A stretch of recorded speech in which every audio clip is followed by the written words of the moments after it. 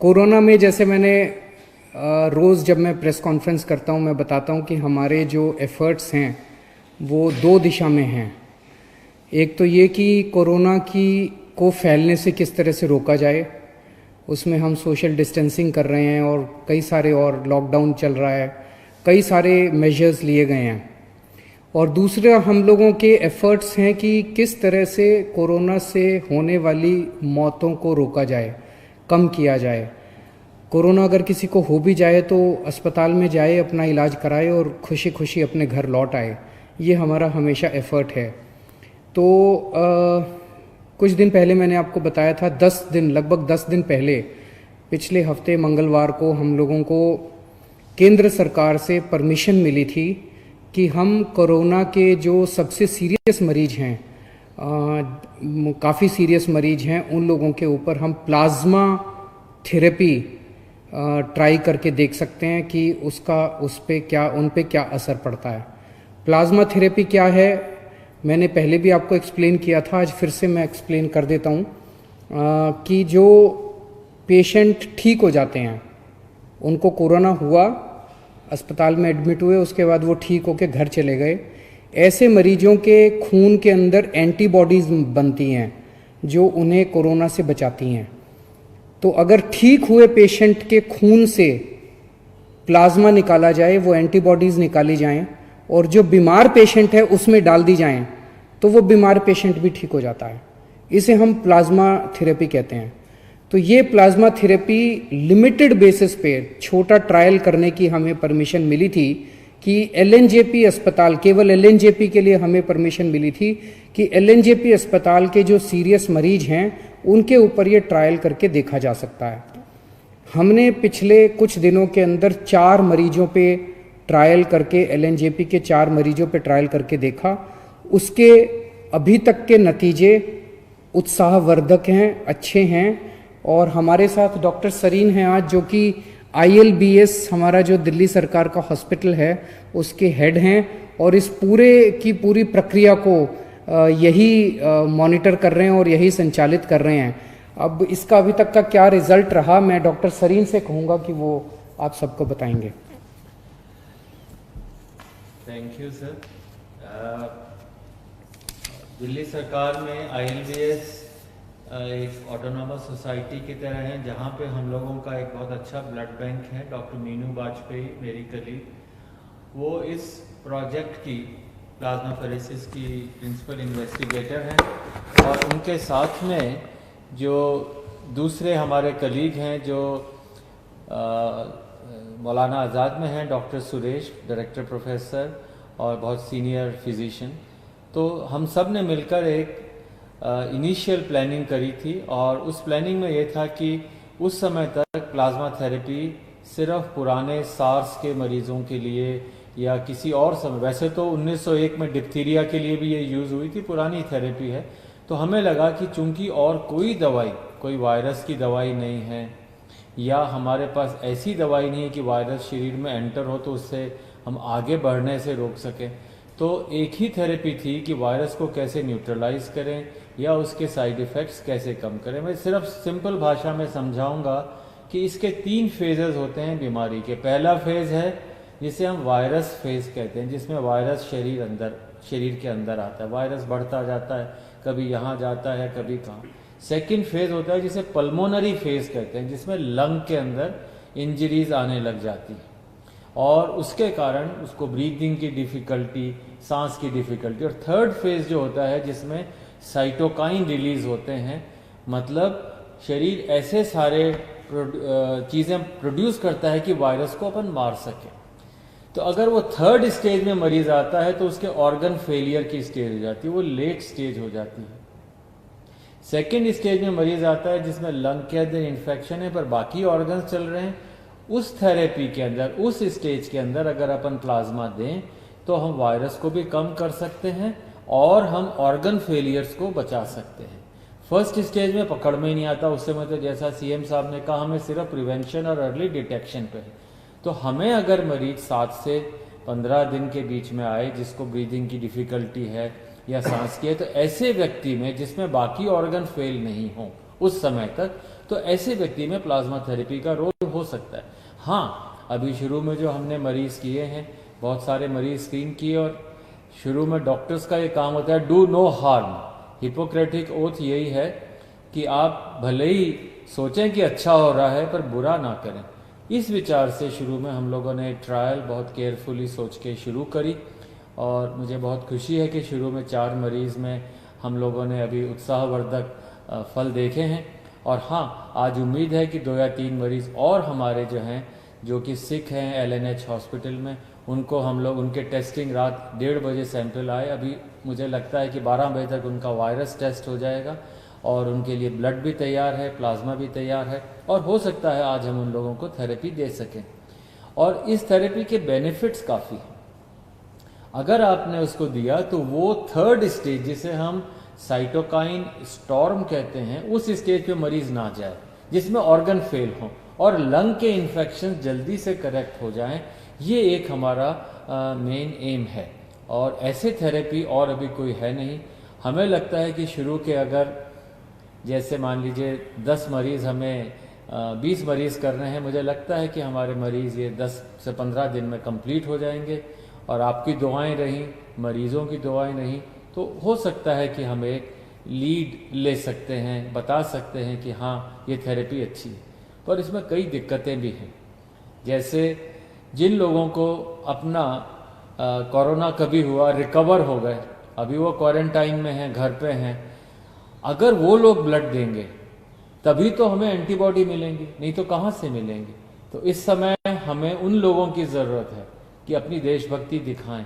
ये बताएं, जैसे थोड़े दिन पहले एक लड़का था बिल्कुल यंग, और वो आया रात को 1-1:30 बजे, और हमें लगा कि इसी तरह प्लाज्मा मिल जाए, पर उसको पूरे दिन के बाद प्लाज्मा नहीं मिला, और वो अगले दिन सुबह 4 बजे, हमें 7 बजे प्लाज्मा मिला, 4 बजे वो हमें छोड़ के चला गया। तो दिन भर मैं डिप्रेस होता रहा, पूरी टीम डिप्रेस हो गई कि क्या हमारे यहाँ ऐसे लोग नहीं हैं जो कि अदरवाइज ऑल राइट हैं और घर पे हैं, और जिनके अंदर रिकवर हो गए हैं कोरोना से, तो भाई अपना ब्लड, ये ब्लड डोनेशन भी नहीं है, ये मान के चलिए, जैसे CM साहब ने बताया कि ये ब्लड डोनेशन नहीं है। जैसे मैं ब्लड देने जाऊं, मैंने 50-60 बार ब्लड दे दिया, कोई भी मरीज ट्रांसप्लांट का होता, कोई बीमार होता, सबसे पहले जाके सुबह 8 बजे हम ब्लड दे देते थे। ब्लड देने के बाद हमें 3 महीने वेट करना पड़ता है दोबारा देने के लिए। पर प्लाज्मा के अंदर, उसमें जैसे आपने कभी देखा हो डेंगू के लिए, भाई मेरे प्लेटलेट निकाल लो, बाकी ब्लड वापस अंदर आ जाता है।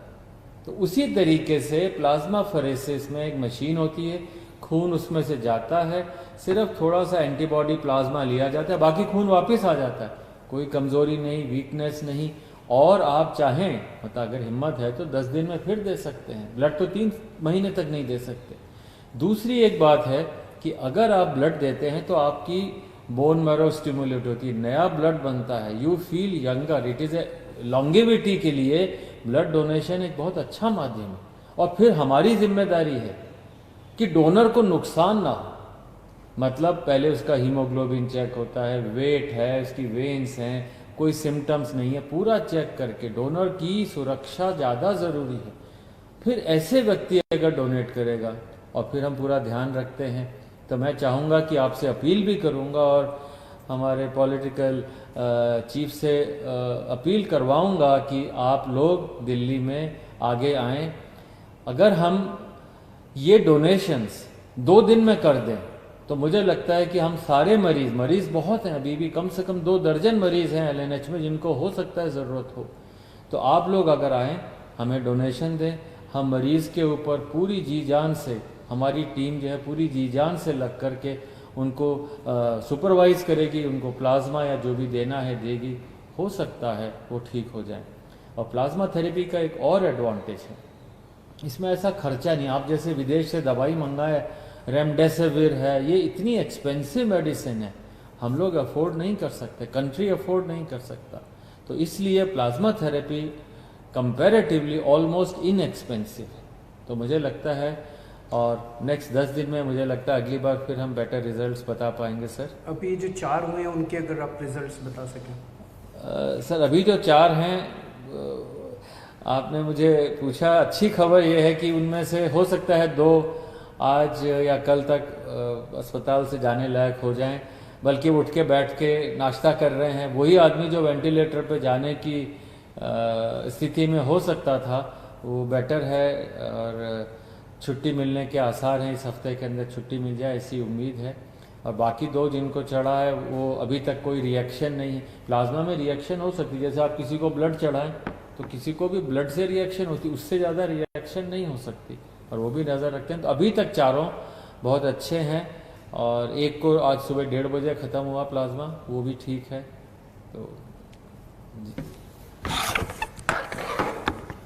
तो अभी मेरे पास जो अस्पताल से डिटेल्स हैं,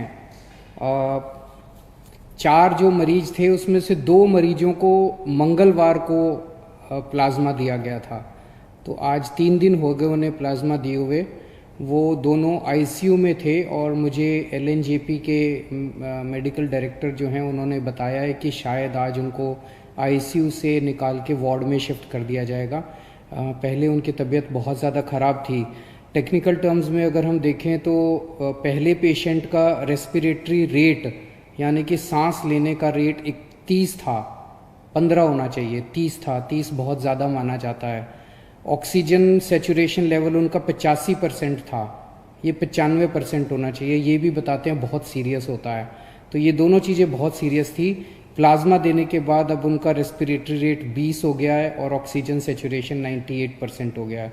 इसी तरह का इम्प्रूवमेंट चारों मरीजों में देखने को मिला है, जिसमें उनका रेस्पिरेटरी रेट और ऑक्सीजन सेचुरेशन लेवल इम्प्रूव हो गया है।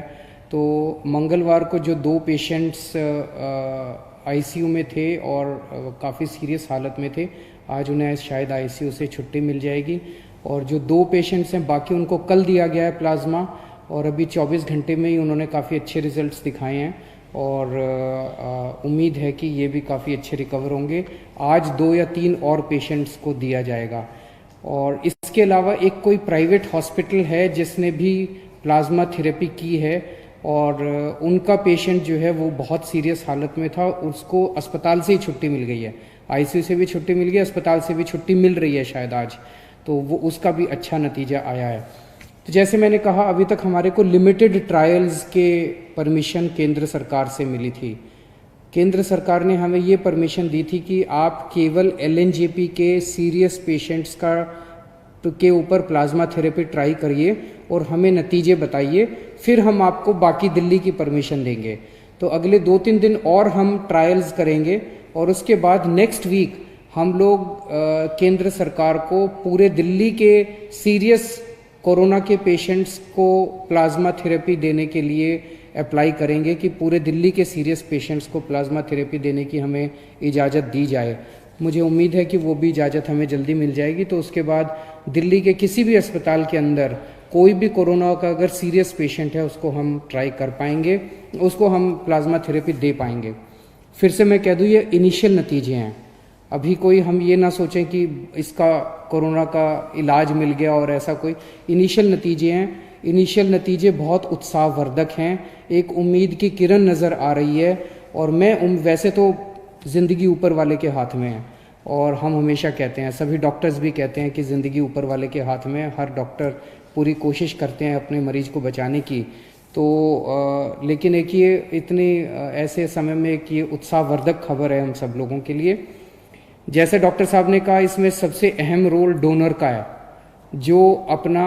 जो कोरोना से ठीक हो गया और वो आके अपना प्लाज्मा डोनेट करता है। तो जैसे डॉक्टर साहब ने, आप में से बहुत सारे लोगों ने डेंगू के लिए ब्लड दिया होगा। डेंगू के लिए जब आप ब्लड देते हैं तो आपका ब्लड नहीं लेते, इधर से नली लगाते हैं, इधर से आपका खून निकलता रहता है, खून में से प्लेटलेट्स निकल जाते हैं और वो खून आपके शरीर में वापस डाल देते हैं। तो प्लेटलेट्स निकाल के खून आपके शरीर में वापस डाल देते हैं, आपको कमजोरी भी नहीं आती। इसी तरह से ये है, यहाँ से खून लेंगे, आपका ब्लड में से प्लाज्मा निकाल देंगे और वो आपका ब्लड वापस डाल देंगे। तो आपको किसी तरह की चिंता करने की ज़रूरत नहीं है। हमारी जितने लोग अभी ठीक होके गए हैं, उन सब लोगों से हाथ जोड़ के निवेदन है कि आप अब दूसरे लोगों की जान बचा सकते हैं। तो एक एक व्यक्ति जो ठीक होके गया है, उसकी जिम्मेदारी बनती है कि वो दूसरों के काम आए। और जब मैं कह रहा हूँ जान बचा सकते हैं, तो आपका प्लाज्मा, आपके खून से लिया हुआ प्लाज्मा केवल और केवल उन्हीं पेशेंट्स को दिया जा रहा है जो बहुत सीरियस हैं। अगर आप प्लाज्मा ना दें तो हो सकता है उनकी मौत हो जाए। तो एक्चुअली आप एक आदमी की ज़िंदगी बचाएंगे।